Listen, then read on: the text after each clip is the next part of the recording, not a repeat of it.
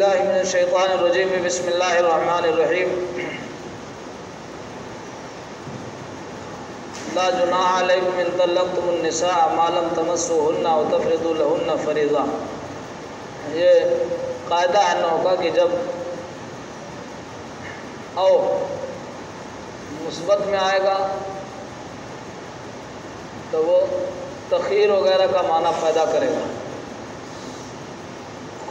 خذ حاضہ او حاضہ، 10 روپے میں یہ لے لو یا یہ لے لو. بات سمجھ رہے ہو؟ یہ نہیں کہ دونوں لے لو، یہ تخیر ہوا. بعض جگہ اباحت کا معنی بھی پیدا کرتا ہے، جیسے قسم کے کفارے میں 3 چیزیں بیان کی ہیں تو علماء نے لکھا ہے کہ اختیار ہے، جمع بھی کر سکتا ہے، جمع بھی کر سکتا ہے. لیکن جب یہ اور نفی کے تحت آئے گا تو اس میں عموم کا معنی پیدا کرے گا. کس کا معنی؟ اس لیے کہ او کی وجہ سے نکرہ کے حکم میں ہو جاتا ہے معنی کے اعتبار سے. تو یہ جب عموم کا معنی پیدا کرے گا تو جس طریقے سے نفی یہاں ہے، کہاں؟ یہ معلم تمسوہن، اسی طریقے سے او تفرضوا لہن میں بھی یہی مفہوم ہوگا کہ او لم تفرضوا لہن، یعنی نفی اس کو بھی عام ہوگی جیسے اس کو نفی شامل ہے. دیکھیے گا، ان طلقتم النساء، اگر تم عورتوں کو طلاق دو جب تک کہ تم نے ان کو نہ چھوا ہو. چھونے سے مراد نہیں کیسے ہاتھ لگا کے بھگ گئے. وہ پھر قرأۃ تماسوہن، اور ایک قرأت میں تماسوہن ہے. بولے صاحب ماسا یماسو، مماسات، تو یہ قرأت بھی ہے اور اس کے معنی کا بیان بھی ہے کہ مس سے مسبلیت مراد نہیں ہے. سمجھا؟ اے تجامعہن، یا ہے کہ یعنی تجامعہن یا معنی ہے کہ اے تجامعہن، جب تک تم نے ان سے جمع نہ کیا ہو. او لم تفرضوا لہن فریضہ، یا تم نے ان کے لیے مہر نہ متعین کیا ہو. مہر نہ، فریضہ مہرن، کوئی فریضہ یعنی مہر مراد ہے یہاں. وما مصدریۃ، اور معلم میں ما جو ہے مصدریہ ہے، ظرفیہ ہے. سمجھے نہیں؟ الا طبیعۃ علیکم فی الطلاق زمن عدم المسیس والفرض باسم ولا مہر فطلقوہن. طبیعات، طبیعہ جمع طبیعات آتی ہے. کیا؟ طبیعات. طبیعہ کہتے ہیں کسی فعل کے ثمرہ اور نتیجہ کو.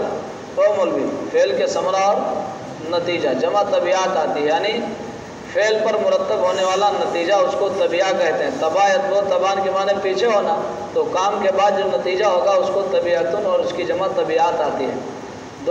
اب کوئی بھی نتیجہ ہو اچھا یا برا، لیکن عام طور سے یہ برے نتیجے کے لیے بولا جاتا ہے.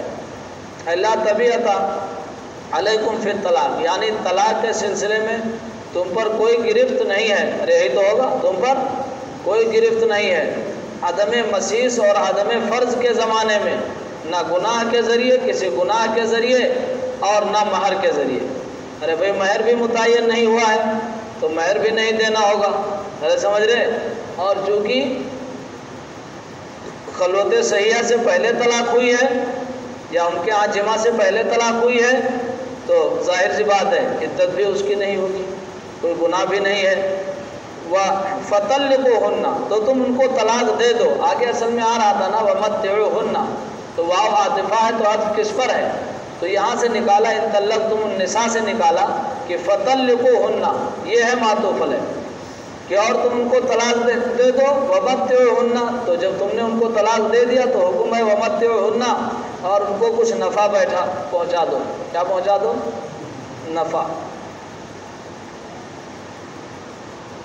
اے کیا نفع؟ ومتعوہن، اور ان کو ارے کچھ فائدہ پہنچا دو، ان کو فائدہ. اے اعطوہن، اے اعطوہن ما یتمتعن بہ، یعنی تم ان کو ایسی چیز دے دو جس سے وہ فائدہ اٹھائیں، جس کو متعہ کہتے ہیں. کیا کہتے ہیں؟ حضرات شوافیہ کے ہاں حاکم کی رائے پر یہ حاکم کی رائے کے حوالے ہے. اور ہمارے ہاں ایک قمیص دی جائے گی، سمجھے، ایک دوپٹہ دیا جائے گا، اور ایک چادر دی جائے گی اس کو. لیکن یہ بھی قرآن چونکہ آگے بیان کر رہا ہے علی الموسع قدرہ وعلی المقتر قدرہ، تو اس کا لحاظ سب کے ہاں کیا جائے گا. اس کا لحاظ سب کے ہاں کیا جائے گا. ہمارے ہاں اس کا لحاظ ضروری ہے، صرف یہ حاکم بھی اس کا لحاظ کرے. سمجھ رہے نہیں؟ ہاں دیکھیے گا حقاً علی الموسع الغنی منکم قدرہ، تم میں سے مالدار پر اس کی طاقت، ارے اس کے مقدار یعنی اس کی طاقت کے بقدر ہے. وعلی المقتر، مقتر کسے کہتے ہیں؟ اقتار مانے رزق تنگ کرنا. الضیق الرزق، اور تنگ دست پر قدرہ، اس کی طاقت کے بقدر ہے. یفید انہ لا نظر الی قدر الزوجہ، یہ اس بات کا فائدہ دیتا ہے کہ عورت کی حیثیت کی جانب نظر نہیں ہوگی. قدر مانے حیثیت. لیکن امام شافعی کی جانب اس قول کی نسبت ضعیف ہے، جیسا کہ میں نے ابھی آپ کے سامنے عرض کیا کہ حاکم کے رائے کے حوالے ہے، ان کے ہاں اصل قول ان کا یہی ہے مذہب.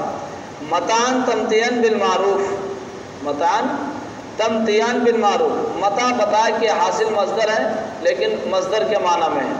یہ فائدہ پہنچانا ہے بالمعروف، دستور کے مطابق، شرعاً شرعی دستور کے مطابق. صفت متعان، یہ بالمعروف جو ہے متعان کی صفت ہے. حقاً یہ صفت ثانیۃ، یہ صفت ثانیہ دوسری صفت ہے اس کی کہ بطور حق کے محسنین پر، یعنی یہ چیز مراد معلوم ہوا کہ یہ چیز لازم ہے، یہ چیز لازم ہے. اور مصدر مؤکد، یا یہ مصدر مؤکد ہے، ارے اسی کی تاکید ہے یہ کہ جو کہہ دیا گیا بھائی متعام بالمعروف، شرعی دستور کے مطابق فائدہ پہنچانا، تو وہ ظاہر سی بات ہے جو شریعت کا حکم ہے وہ ہوگا. تو اب حقاً علی المحسنین جو تاکید کے طور پر لایا گیا کہ بطور حق کے ہے، سمجھا نہیں؟ یہ اسی کی تاکید ہوگی. کیا ہوگی؟ حقاً علی المحسنین، اور مصدر مؤکد علی المحسنین المطیعین. المطیعین بات سمجھ رہے نہیں سمجھ رہے؟ بعض عورتوں کے لیے متاع واجب ہے اور بعض عورتوں کے لیے مستحب ہے، بعض کے لیے نہ مستحب ہے نہ واجب ہے. ارے کچھ سمجھا نہیں؟ جیسے دیکھو ایک عورت ہے، قبل المسیس عدم تسمیہ کی صورت میں اس کو طلاق دی گئی. نہیں سمجھا مولوی صاحب؟ نہیں سمجھا؟ ارے قبل المسیس نالائق صحبت سے پہلے اس کو طلاق دی گئی، عدم تسمیہ، مہر نہیں متعین کیا، مہر بھی نہیں متعین تھا، ایسے نالائق کر لیا تھا شادی. تو بھائی عدم ذکر مہر مانے نکاح، انعقاد نکاح سے تو ہے نہیں کہ انعقاد نکاح سے مانے ہو. تو ایسی صورت میں متاع واجب ہوتا ہے، اس لیے کہ بھائی مہر تو اس کو کچھ ملنا نہیں ہے لیکن نکاح ہوا تھا، قول و قرار کیا تھا. شریعت کہہ رہی نہیں اتنے کا بھی دینا ضروری ہوگا کہ اس کو، کہ اس نے قول و قرار عہد کیا تھا کہ ہاں تمہارے ساتھ رہنا ہے، اگرچہ قبل المسیح اس کو طلاق پڑی ہے. بات سمجھے نہیں؟ اچھا قبل المسیح طلاق ہوئی، مہر متعین تھا، نصف مہر مل جائے گا نہیں مل جائے گا؟ او مولوی نصف مہر مل جائے گا، اس کو متاع نہیں دیا جائے گا، اس لیے کہ بطور متاع کے اور نصف مہر پا رہی ہے نہیں پا رہی ہے. سمجھا بات کو؟ تیسری شکل بعد المسیح طلاق دی گئی، مہر متعین نہیں تھا. او مولوی مہر متعین نہیں تھا، ظاہر سی بات ہے مہر مثل ہوگا نہیں ہوگا جی؟ بعد المسیح طلاق دی گئی، مہر متعین تھا، پورا مہر ہوگا. لیکن ان دونوں عورتوں کو بھی متاع دینا علماء نے مستحب لکھا ہے، فقہاء نے، کہ مستحب ہے کہ ان کو بھی کچھ نہ کچھ دے دیا جائے، وہ مہر کے ساتھ ساتھ دے دیا جائے. وہ تو ہو گیا بعد المسیح، لیکن دلجوئی کی خاطر اور بھی دیا جائے. کچھ سمجھے بات کو؟ ایسی عورتوں، دو عورتوں کے حق میں، دو قسم کی متعلقہ عورتوں کے حق میں متاع مستحب ہے، اور ایک قسم کے لیے متاع واجب ہے، اور ایک قسم کے لیے متاع نہ مستحب ہے نہ واجب ہے. دے دے وہ دوسری چیز ہے، ثواب تو ملے گا ہی. کچھ بات سمجھے ہو مولوی صاحب کی؟ کچھ نہیں سمجھے؟ ہاں نیپالی کیا؟ ارے بات سمجھ گئے؟ 4 قسم کی عورتیں بیان کی. چلو مطلقہ عورتیں، مطلب عورتیں نہیں. وَإِن طَلَّقْتُمُوهُنَّ مِن قَبْلِ أَن تَمَسُّوهُنَّ وَقَدْ فَرَضْتُمْ لَهُنَّ فَرِيضَةً. دیکھیے گا، اور اگر تم ان کو طلاق دو مولوی صاحب مس سے پہلے، ارے من قبل ان تمسوهن، قبل اس کے کہ تم نے ان سے مجامعات کی ہو، حال یہ ہے کہ تم ان کے لیے مہر متعین کر چکے ہو، مہر متعین تھا. فنصف ما فرضتم مولوی صاحب، تو اس کا نصف ہے جو تم نے متعین کیا ہے. ایجب لہن، ان کے لیے واجب ہوگا. وَيَرْجِعُ لَكُمُ النِّصْفُ اور نصف تمہارے لیے لوٹ آئے گا. او صوفی اب یہ نالائق ہے کہ مولانا ہم نے دیا ہی نہیں اور نصف کیسے لوٹ آئے گا. یہ اسلام سے پہلے بھی عرب کی عادت تھی, جو بھی مہر دیتے تھے سمجھے نہیں, وہ پورا پہلے ہی دے دیتے تھے. جب اسلام آیا تو باقاعدہ طور پر یہی نظام تھا, عربوں کی عادت تھی کہ مہر معجل نہیں ہوتا تھا, منگتے اور بیکاری کی طرح سمجھے, پورا مہر دے دیا جاتا تھا, پورا مہر دے دیا جاتا تھا. اس لیے مہر جو ہوتا ہے وہ ہمیشہ شوہر پر قرض ہوتا ہے. اگر مر بھی گئے نا تو آپ کی وراثت سے وہ قرضہ نکال دیا جائے گا, پھر وراثت بٹے گی مولوی صاحب. ہاں وہ معاف واف نہیں ہوتا ہے ایسے, اللہ ہے کہ وہ معاف کر دے, اللہ ہے کہ وہ معاف کر دے. تو معاف کیوں کر دے, تم کوئی بھکاری مانگتے ہو؟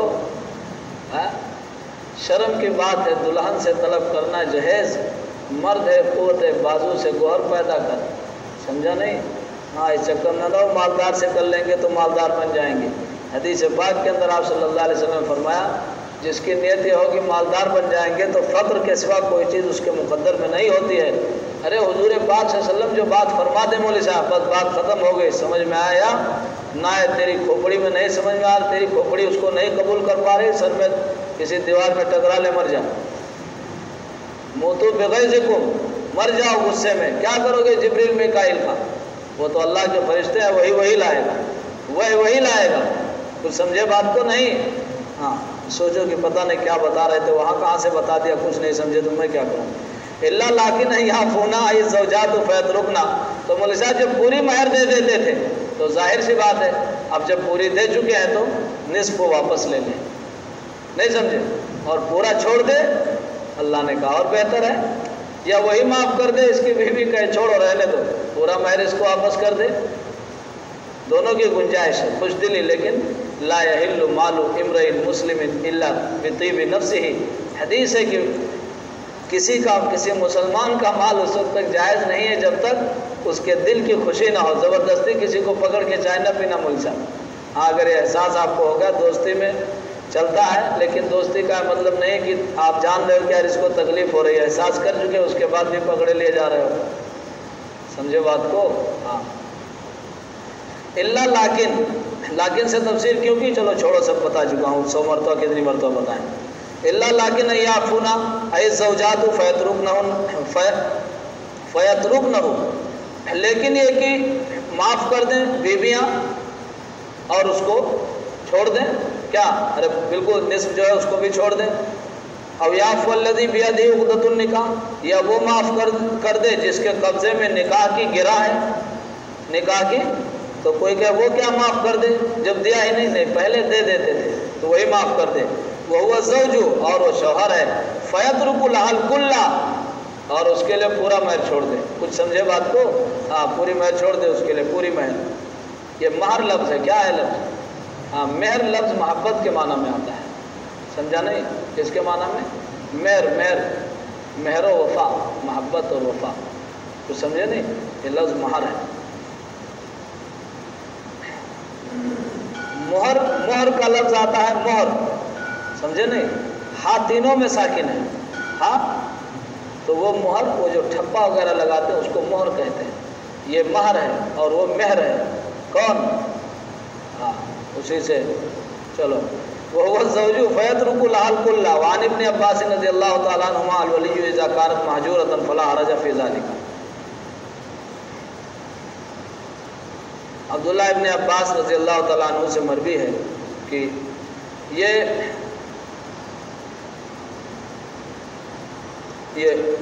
ولی ذمہ دار ہوگا اس کا. اذا کانت مہجورۃ, جب وہ مہجورہ ہو. ارے کون؟ ارے وہ عورت جو ہے نا وہ مہجورہ ہے. مہجورہ کا مطلب یہ ہے عذر کی وجہ سے, ارے عذر کی وجہ سے معاملہ نہیں کر سکتی ہے, یا ہے کہ بالکل چھوٹی ہے, وہ بھی تو مہجورہ ہے. ارے عقل مند نہیں ہے, تو اب اس کا ولی ذمہ دار ہو. فلا حرج فی ذلک, تو اس سلسلے میں کوئی گناہ نہیں ہے, وہ ولی معاملہ کر لے گا, چاہے معاف کر دے چاہے لے لے, دونوں اختیار اس کو ہوگا. وان تعفو مبتدون خبر ہو اقرب للتقوی, اور معاف کر دینا. ارے وان تعفو مصدر ہے, مصدری معنی ہے مولوی صاحب, مصدریہ ہے. اور یہ کہ تم معاف کر دو تو ترجمہ ہوا کہ اور تمہارا معاف کر دینا تقوی سے زیادہ قریب ہے.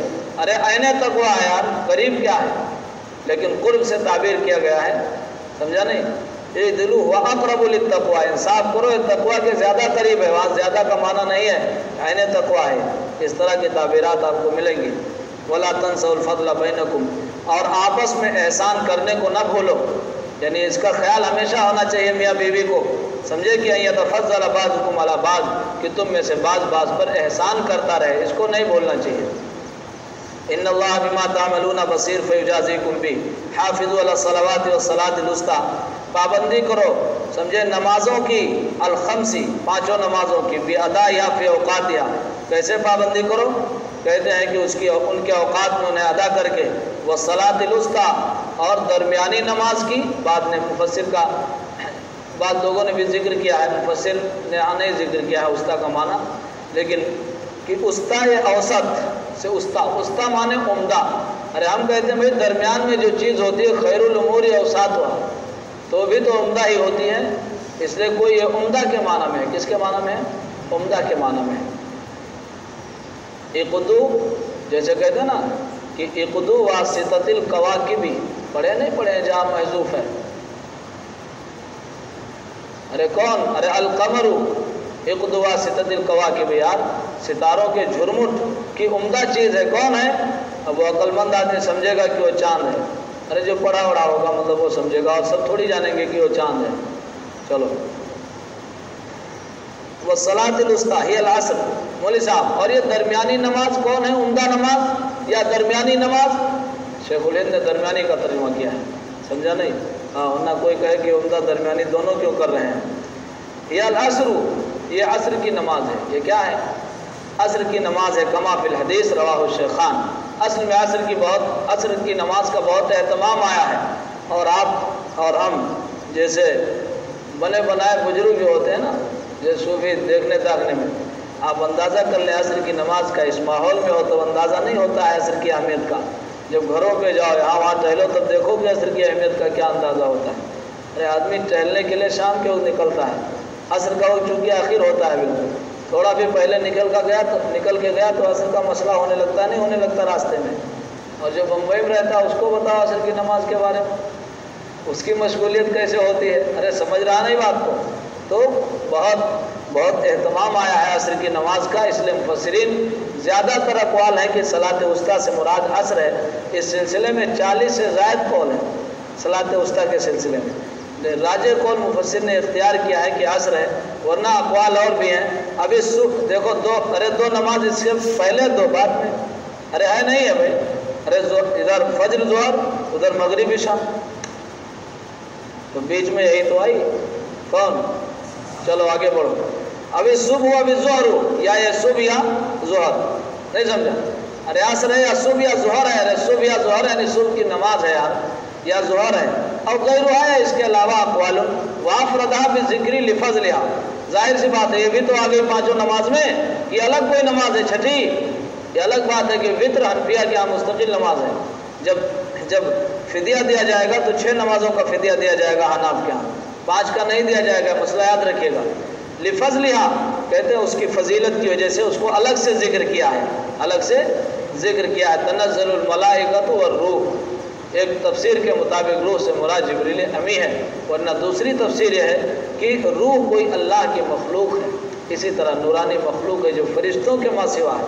ارے کون جانے اس کی کیا کیا مخلوق ہے مولوی صاحب۔ وقوموا للہ فی الصلاۃ قانتین، اور نماز میں اللہ کے سامنے مولوی صاحب اللہ کے لیے اطاعت، اور کھڑے ہو جاؤ اللہ کے لیے نماز میں، مطیعین اور قانتین۔ اب کیا معنی ہے قانتین کے مولوی صاحب؟ ایک ترجمہ تو ہے کہ خاموش کھڑے ہو جاؤ، بہت سے لوگوں نے ترجمہ کیا ہے؟ خاموش کھڑے ہو جاؤ، سمجھا نہیں؟ اب خاموش کھڑے ہو جاؤ اللہ کے سامنے، اور ایک ترجمہ ہے کہ اطاعت کرتے ہوئے، یعنی اب اللہ کی اطاعت کے لیے کھڑے ہو جاؤ۔ قیل مطیعین لقولہ صلی اللہ علیہ وسلم کل قنوت فی القرآن فہو طاعۃ، رواہ احمد وغیرہ۔ نبی پاک یہ کہاں سے ترجمہ لیا؟ کہتے ہیں نبی پاک صلی اللہ علیہ وسلم کے فرمان کل قنوت فی القرآن فہو طاعۃ کی وجہ سے کہ ہر وہ قنوت جو قرآن میں موجود ہے وہ طاعت کے معنی میں ہے۔ وقیل ساکتین لحدیث زید بن ارقم رضی اللہ تعالیٰ عنہ کنا نتکلم فی الصلاۃ حتی نزلت فامرنا بالسکوت ونہینا عن الکلام، رواہ الشیخان۔ بعض نے کہا ہے کہ ساکتین کا معنی ہے زید بن ارقم رضی اللہ تعالیٰ عنہ کی حدیث کی وجہ سے، زید بن ارقم، یہ زید بن ارقم وہی ہے نا، یہ عبداللہ ابن ابی بدمعاشی کر رہا تھا تو آپ نے آپ سے بتا دیا تھا، پھر آپ کو جھوٹا ثابت کر دیا، تو قرآن نازل ہو گئی، قرآن کی آیت نازل ہو گئی کہ محبوب دو جہاں، یہ زید بن ارقم سچا ہے، وہ جھوٹا وہی مکار ہے جو چرب زبانی سے کام لے رہا ہے۔ حتیٰ تو کہہ رہے ہیں کہ ہم لوگ نماز میں بات کیا کرتے تھے، اس کا شان نزول تو ظاہر سی بات ہے ساکتین کے معنی میں ہوگا نہیں ہوگا، ہم لوگ بات کر لیا کرتے تھے۔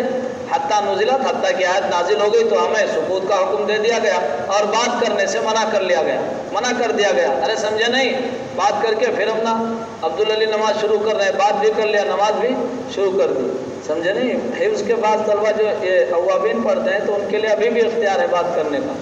بغل میں کھڑا تھا ایک نے ایسے کہا اللہ اکبر، اور جیسے وہ بیچارے چلے گئے فوراً وہ بغل والے سے ایسے بات کرنے لگا مول صاحب ایسے، تو وہ ان کے لیے بھی ختم نہیں ہوا ہے، سمجھے، اختیار باقی ہے نالائقوں کے لیے۔ عجیب زمانے طالب علمی ہے یار۔ فَإِنْ خِفْتُم مِّنْ عَدُوٍّ أَوْ سَيْلٍ أَوْ سَبْوٍ فَرِجَالًا أَوْ رُكْبَانًا، فَرِجَالًا أَوْ رُكْبَانًا۔ اب یہ ہے صلاۃ الخوف کا بیان ہے، کس کا؟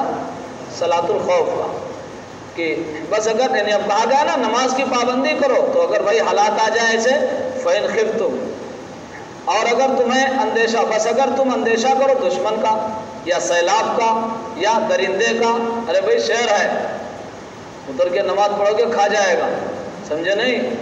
ارے نالائق، ایمان جب پختہ ہوتا ہے نا، کیا ہوتا ہے؟ ایمان جب پختہ ہوتا ہے، حضرت سفینہ راستہ بھول گئے، کچھ دیر میں آئے شیر کی سواری کر کے، کس کی؟ آپ دیکھ کے مسکرائے، وہی چھوڑا ادھر، مدینہ جب دکھا قریب تو واپس ہو گیا وہ، آئے کہا اللہ کے رسول شیر، تو آپ مسکرائے، کہا کیا ہوا سفینہ؟ تو کہا اللہ کے رسول ایک شیر آیا اور وہ کچھ ایسا لگا کہ وہ حملہ کرے گا مجھ پہ، تو میں نے کہا سن پہلے، میں محمد الرسول اللہ کا غلام ہوں۔ تو کہہ رہے اس نے بھی سر جھکا لیا، دم ہلانے لگا اور کچھ کہہ رہا تھا جو سمجھ میں نہیں آ رہا تھا، تو آپ نے کہا ہاں سفینہ، وہ کہہ رہا تھا کہ اے سفینہ، اگر تم محمد الرسول اللہ کے غلام ہو تو میں محمد الرسول اللہ کے غلاموں کا غلام ہوں، سمجھا؟ ایسے ہوتے ہیں، پھر آپ کو یہاں سے چھوڑ کے گیا، سمجھے نا صوفی، ایسے ہوتا ہے۔ تو یہ نہیں کہ اب تمہارے لیے ہے کہ چلو کوئی وہ ہو تو تم بھی اتر جاؤ وہیں، فرجالن اور رکبانا، ایمان پہلے ایسا کرو۔ صدیق اکبر نے سب کچھ دے دیا اللہ کے راستے میں، سمجھے؟ کہا کیا چھوڑ کے آئے ہو؟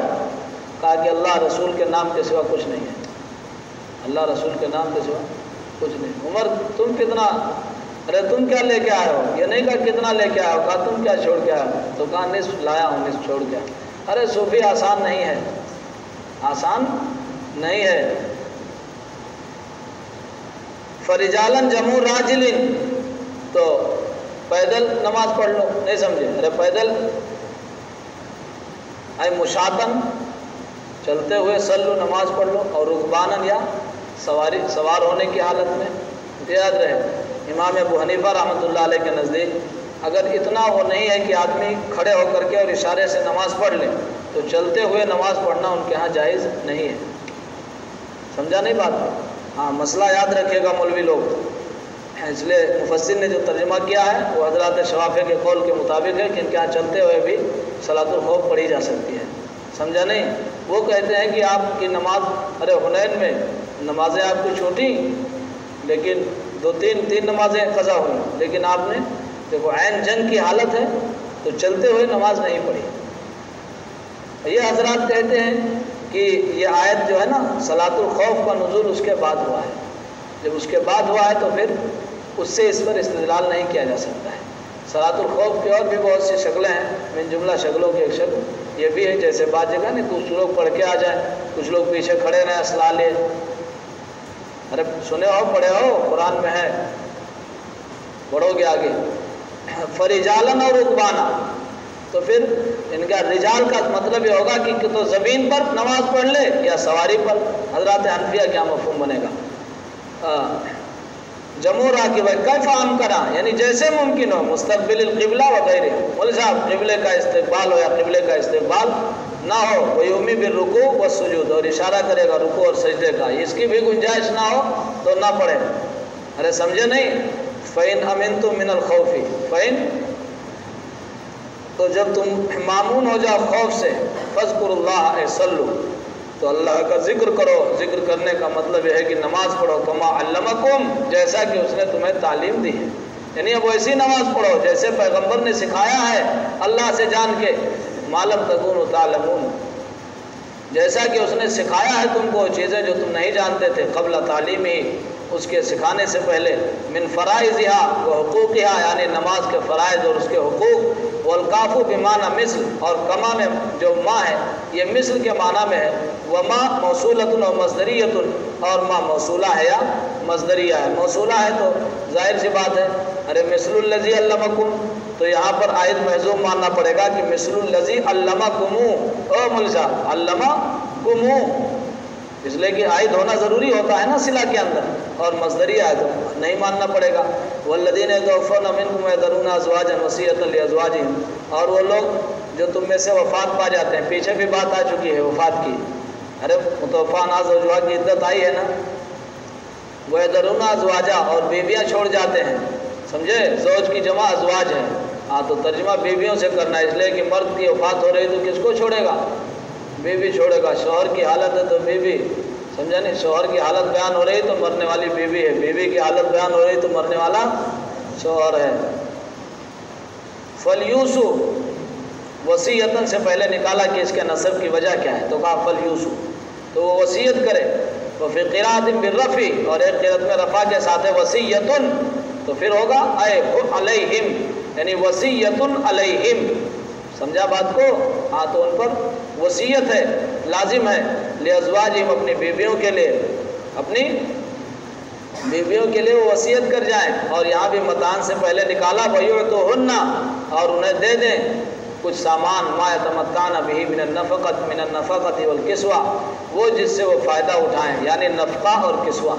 ارے خرچ اور کپڑا وغیرہ یہ ہونا چاہیے متان سمجھے.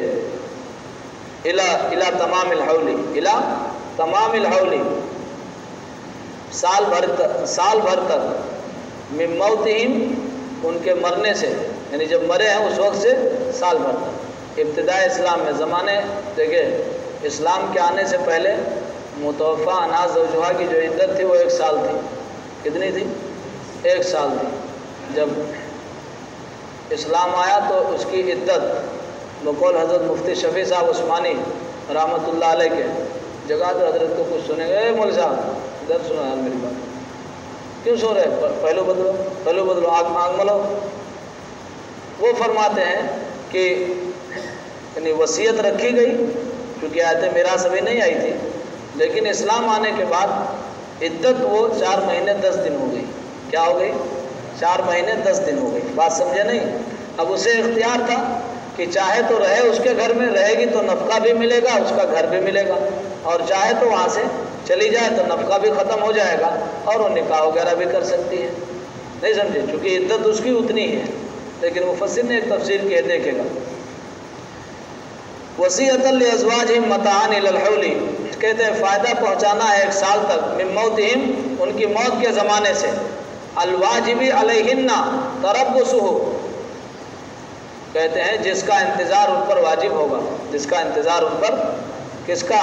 ایک مفسر کا خیال یہ ہے کہ اس کو بھی باقی رکھا گیا. کس کو جو عدت کا نہیں سمجھا جو عدت کا زمانہ تھا 1 سال اس کو بھی ابتداء اسلام میں باقی رکھا گیا اور نہ نفقہ وہ تو ملے گا ہی.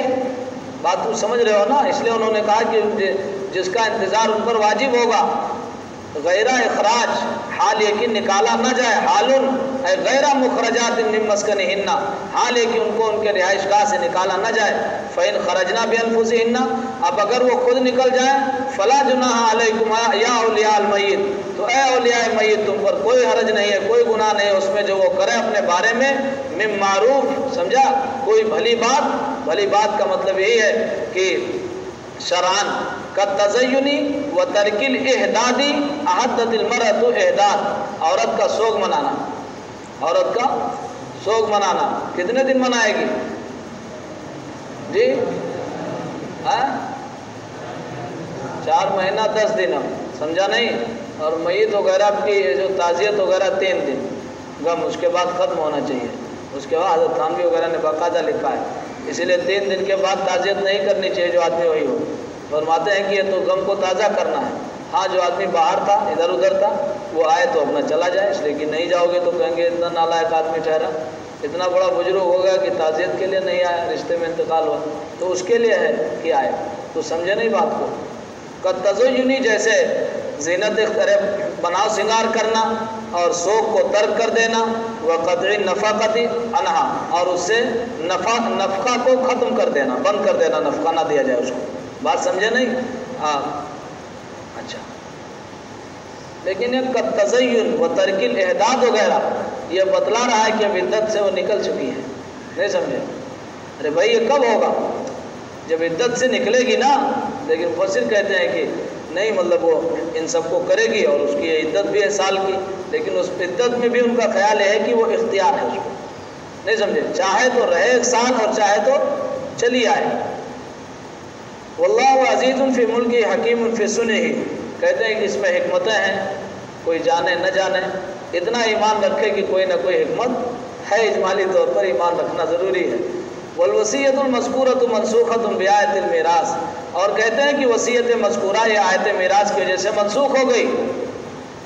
ارے جب میراث کی آیت آئی نا تو وصیت ختم ہو گئی. لا وصیۃ لوارث ان اللہ قد آتى كل ذی حق حقہ.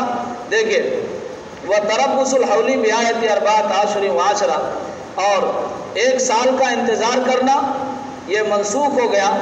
کس کے ذریعے؟ 4 اشہر وعشرہ کے ذریعہ. السالفہ جو پہلے ہے، المتاخرہ فی النزول. ارے جو ابھی مطلب تلاوت میں پہلے ہے ابھی اس میں پڑھے ہو، اور نزول میں بعد میں ہے، اس لیے کہ ناسخ بعد میں ہوتا ہے، منسوخ پہلے ہوتا ہے. والسکنا ثابتۃ لہا عند الشافعی. اور حضرت امام شافعی رحمۃ اللہ علیہ کے نزدیک اس کے لیے سکنا ثابت ہوگا. یہ دوسری بات کہی ہے، بات سمجھو. یہ سب چیزیں ختم ہو گئی، یعنی اسی حال میں. کس حال میں؟ جب یہ جو عدت ہے نا، عدت مان لو 4 مہینہ 10 دن ہے.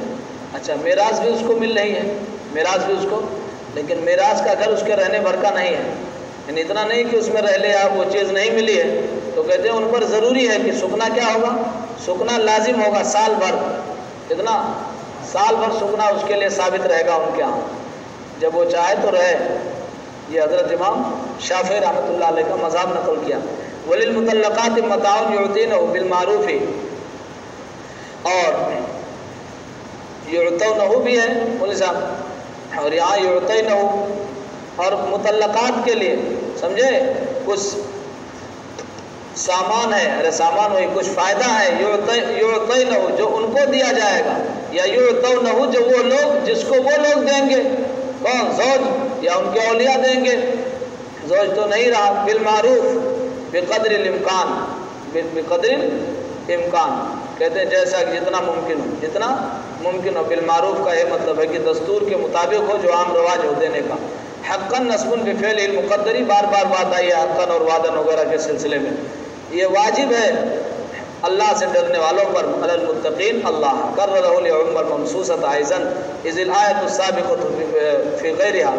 کہتے ہیں کہ اس کو پھر کیوں کہا مولوی صاحب کہ مطلقہ کو متاع ملے گا، جبکہ وہاں بات بتائی جا چکی ہے نا کہ متاع دیا جائے گا.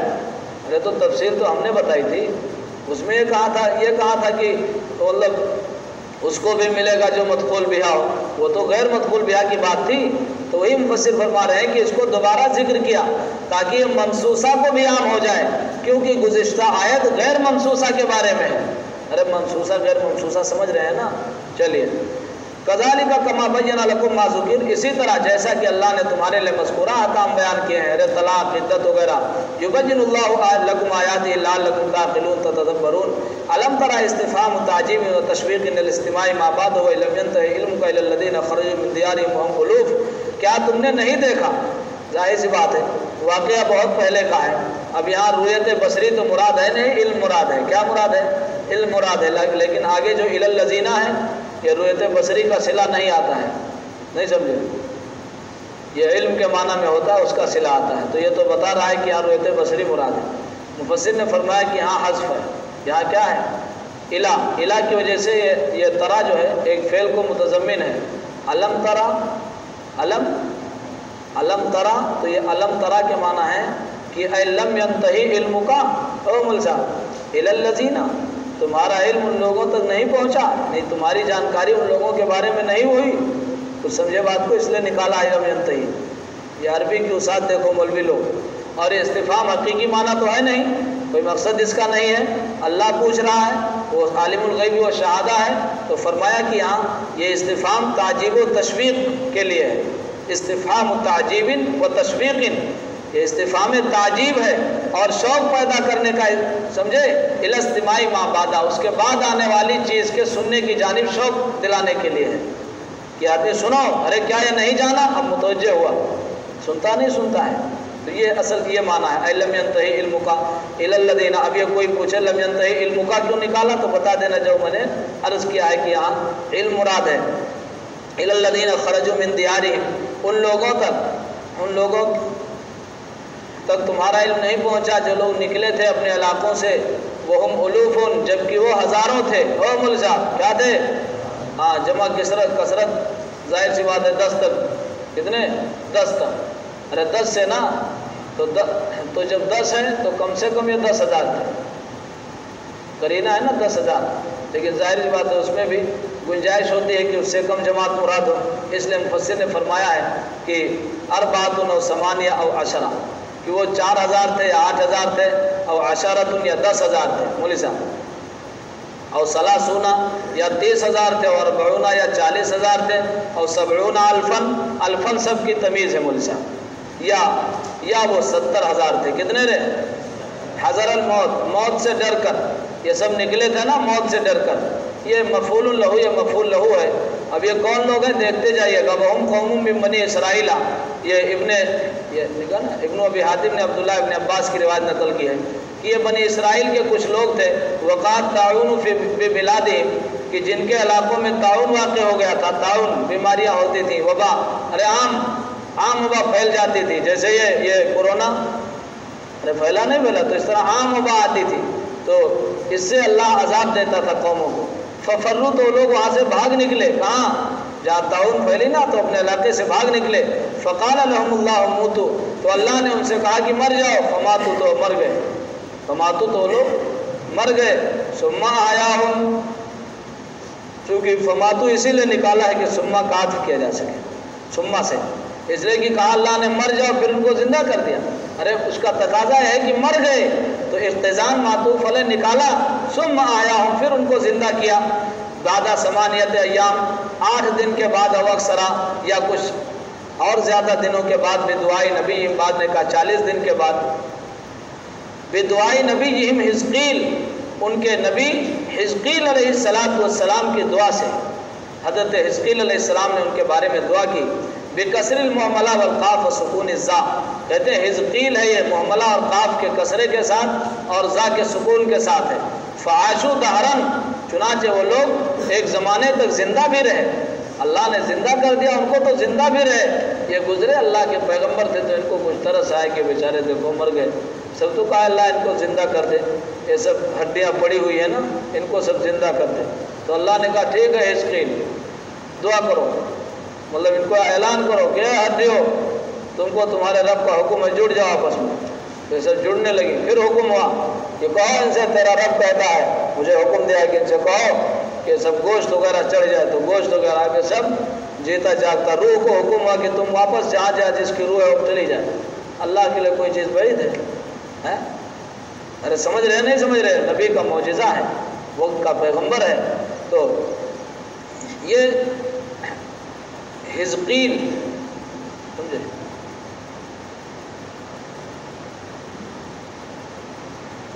ان کو ذوالکفل بھی کہتے ہیں. یہی ہے ذوالکفل. کون؟ یہی حزقیل. صاحب جمل نے لکھا ہے باقاعدہ کہ ان کو ذوالکفل اس لیے کہتے ہیں کہ انہوں نے 70 نبیوں کی کفالت کی، اس لیے ان کو ذوالکفل بھی کہتے ہیں. سمجھا؟ تو گویا حزقیل اور ذوالکفل ایک ہی ہیں. تو کہتے ہیں علیہم اثر الموت، ان پر موت کا اثر تھا. عمل صاحب، مردنی کا اثر ظاہر تھا ان پہ. ہاں وہ کپڑے، وہ کیسے کہ ارے مرتا ہے آدمی تو عام طور سے کیا زرد پن آ جاتا ہے اس میں، پیلا پن، سمجھ رہے، تو جسم زرد تھے اور کپڑا ان کا جو بھی کپڑا جس کلر کا بھی، جیسے صوفی جی کلر کا کپڑا پہنتے ہیں تو اب یہ پہنتے ہیں کپڑا، صوفی جی چوک گئے کہ کیا کہنے جا رہے ہیں، غور سے سنو میری بات، تو یہ بھی سفید ہو جاتا تھا۔ تو ظاہر سی بات ہے چہرہ جسم پیلا، لباس بالکل سفید، تو چلتی پھرتی لاش محسوس ہوتے تھے، سمجھے نہیں؟ ہاں یعنی اثر باقی تھا ان پر اس موت کا، اللہ نے زندہ کر دیا۔ لا یلبسون ثوبا الا عاد کالکفن، کہتے ہیں جو بھی کپڑا پہنتے تو کفن کی طرح ہو جاتا تھا، سمجھا بھائی؟ واستمرت فی اصباتہم، مفسر علام فرماتے ہیں کہ یہ چیز ان کے خاندان میں بھی باقی رہی، ان کے خاندان میں بھی باقی رہی۔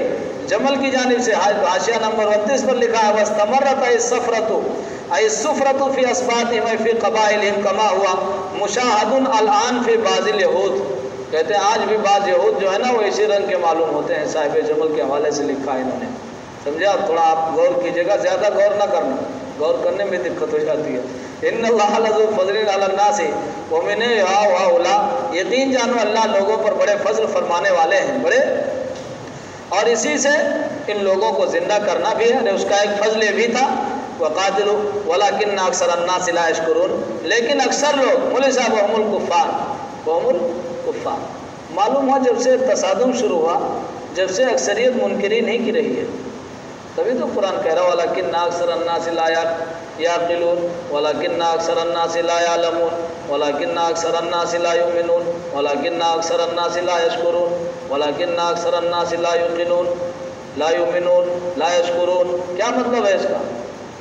یہ زیادہ رہے ہر زمانے میں، گھبراؤ نہیں مولوی صاحب، یہ اللہ بیان کر رہا ہے، میں نہیں کہہ رہا ہوں، هم الکفار، اور یہ کفار ہیں، لا یشکرون والقصد من ذکر خیر ہؤلاء، خیری دیکھو کتنا غلط لکھا ہے، کیسے ترجمہ کر دیں اس کا، دیکھو فوراً آیا نا، اب اس میں کیا تعبیر کر لیں، والقصد من ذکر خبری ہؤلاء، اور ان لوگوں کے واقعے کے ذکر کا مقصد تشجیع المؤمنین علی القتال، ایمان والوں کو قتال پر آمادہ کرنا اور ہمت دلانا ہے۔ شجع تشجیعا، نو مول صاحب، شجع تشجیعا، ارے کیا کہتے ہیں، حوصلہ افزائی، ارے جس کو اپنے حوصلہ افزائی، تو یہ ہے کہ قتال پر ان کو ہمت دلانا ہے، ولذا عطف علیہ، اسی وجہ سے اس عطف علیہ اس پر عطف کیا گیا، وقاتلوا فی سبیل اللہ کا، اور قتال کرو اللہ کے راستے میں، علی دین، یعنی اس کے دین کو سربلند، اس کے دین کو بلند کرنے کے لیے، وَاعْلَمُوا أَنَّ اللَّهَ سَمِيعٌ لِأَقْوَالِهِمْ عَلِيمٌ بِأَحْوَالِكُمْ فَيُجَازِيكُمْ، کچھ بات سمجھے نہیں سمجھے، ایک واقعے کا ذکر کیا اللہ نے، اس کے بعد میں ایک آیت کیا کہا، وَقَاتِلُوا فِي سَبِيلِ اللَّهِ، او مولویو متوجہ کیا ایمان والوں کو کہ راہ خدا میں قتال کرو، کیوں؟ اس لیے کہ دیکھو کچھ لوگ بھاگے تھے بیماری سے بچنے کے لیے، اس خیال سے کہ اسباب موت سے بھاگ کے ہم موت سے بچ جائیں گے، لیکن جب اللہ نے چاہا تو موت آ گئی کہ نہیں آ گئی؟ معلوم ہوا کہ اسباب حیات اور اسباب موت کا اختیار کرنا یہ دوسری چیز ہے، موت اور حیات کا پا لینا یہ دوسری چیز ہے، ضروری نہیں کہ کوئی اسباب موت ارے اسباب حیات اختیار کر لے تو وہ زندہ ہی رہے، ورنہ یہ سب مرتے نا مولوی صاحب، ارے جو مر گئے آپ سمجھ گئے ہوں گے، یہ سب مر جاتے ہیں، اور اگر اسباب موت اختیار کرنے سے کوئی مرتا تو خالد بن ولید بستر پہ نہ مرتے، کہا تھا حضرت خالد بن ولید نے کہ یہ قوم کے بزدلوں کو بتا دو، سمجھے کہ جسم کا کوئی حصہ نہیں ہے جہاں تیر اور نیزے کے نشان نہ ہو، جسم کا کوئی حصہ ایسا نہیں ہے، دیکھو بڑی بڑی جنگوں میں شرکت کی ہے، 1-1 لاکھ کے مقابل خالی 3000 کی فوج لے کے گیا ہوں، لیکن وہاں بھی شہادت نصیب نہیں ہوئی، شہادت اسباب وہی تھے، لیکن دیکھو تو فرمایا کہ آپ بتا دو بزدلوں کو جو گھروں میں بیٹھے رہتے ہیں اس سے کہ کہیں مر نہ جائے، اللہ کے راستے میں جائیں گے، تو بتا دو جب موت لکھی ہوگی تبھی موت آئے گی، اسی لیے اللہ نے کہا وقاتلوا فی سبیل اللہ، واقعہ بیان کیا کہ دیکھو اسباب موت سے بھاگے تھے لیکن بچ پائے، جی سب مر گئے، تو اے ایمان والو اللہ کے راستے میں قتال کرو، موت کا جب وقت لکھا ہوگا اسی وقت مرو گے، تدبیر دوسری چیز ہے، تقدیر دوسری چیز ہے،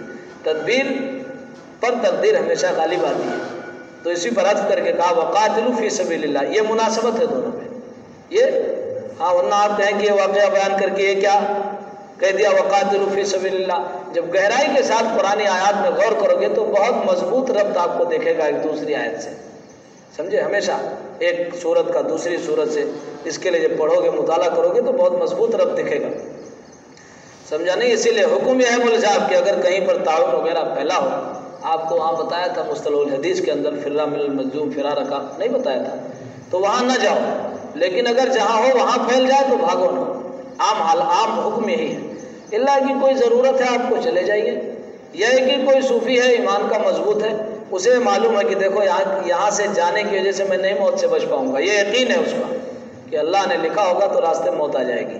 کہاں جائے گی؟ راستے میں آ جائے گی موت۔ ارے وہ مولوی صاحب بات سمجھ رہے ہیں نہیں؟ وہ آدمی جا سکتا ہے آب و ہوا کی یہاں کی، چلو دوسری جگہ جائیں گے وہاں کی آب و ہوا ٹھیک رہے گی، ایسے لوگوں کے لیے استثناء کیا ہے؟ مفتی شفیع صاحب وغیرہ نے بھی لکھا ہے، معارف وغیرہ میں آپ دیکھ لیں۔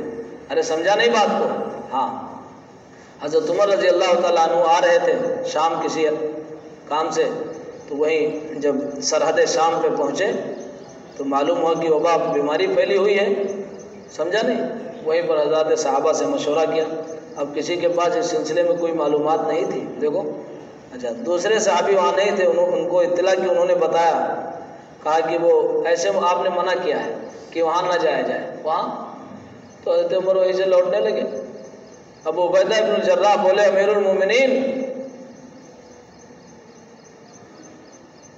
یہ اللہ کی تقدیر سے کیوں بھاگتے ہو؟ آپ نے کہا ابو عبیدہ تمہارے علاوہ اگر کوئی یہ بات کوئی اور کہتا ہے بات تو دوسری چیز تھی، تمہاری زبان سے اچھا نہیں لگتا۔ نفر من قدر اللہ الی قدر اللہ، اللہ کی ایک تقدیر سے دوسری تقدیر کی جانب بھاگ رہے ہیں، مقدر ہوگا تبھی بچو گے ورنہ نہیں بچو گے۔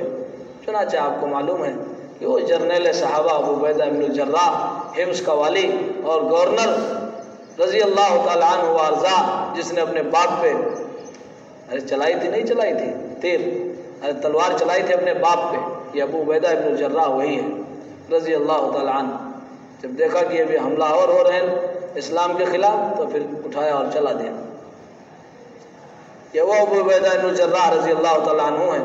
پھر آپ واپس نہیں گئے، آپ ٹھہر گئے، کہا نہیں جاؤں گا، پھر آپ کی وفات ہو گئی۔ امین حاضل امہ ابو عبیدہ ابن الجراح، ارے عشرہ مبشرہ میں سے ہیں، ہاں مبشرہ نہ پڑھیے گا۔ وَعَلَمُوا أَنَّ اللَّهَ سَمِيعٌ عَلِيمٌ مَنْ ذَا الَّذِي يُقْرِضُ اللَّهَ قَرْضًا حَسَنًا، کون ہے جو اللہ کو بہترین قرض دے؟ بِإِنفَاقِ مَالِهِ فِي سَبِيلِ اللَّهِ، اپنا مال اللہ کے راستے میں خرچ کر کے۔ بِأَنْ يُنْفِقَهُ، قرض حسن کا مطلب ہے مفتی صاحب آ گئے